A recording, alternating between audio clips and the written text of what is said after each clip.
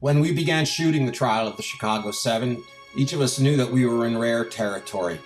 We knew that the story we were telling was not only an important chapter of American history, but also chillingly relevant to current events. 51 years ago this month, the whole world watched as a group of men awaited the verdict of what we now know as the trial of the Chicago 7. They'd come to the Democratic National Convention in Chicago to peacefully protest the Vietnam War, and they were attacked, beaten, arrested, and tried for exercising their rights protected under the Constitution. Their crime was speaking truth to power in a divided nation. Certainly rang bells for all of us. And as strikingly similar as 1968 and 2016 seemed at the time we made this film, those parallels had nothing on what the summer of 2020 would bring.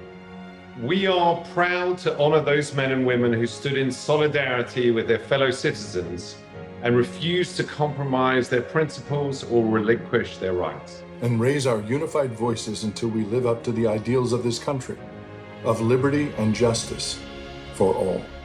And thank you to Tom Hayden, to Rennie Davis, to Abby Hoffman, to Dave Dellinger, to John Freund, to Lee Weiner, to Bobby Seale, and to Jerry Rubin for standing up in the face of injustice. They say history has a tendency to repeat itself unless we can learn from it by telling its most important stories. The events of 1968, 1969, and 1970 revealed injustices and inequalities that continue to this day.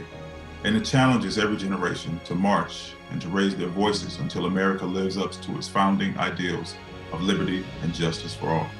And as peaceful protests around the world have shown us, people are willing to stand up and raise their voices to protect their fellow citizens and to rectify injustices and to heal divides. Join us for a global viewing event of our film, The Trial of the Chicago 7, in honor of the real patriots who inspired a generation to take to the streets and uphold the foundations of our Constitution. It's our honor to share the story with the world.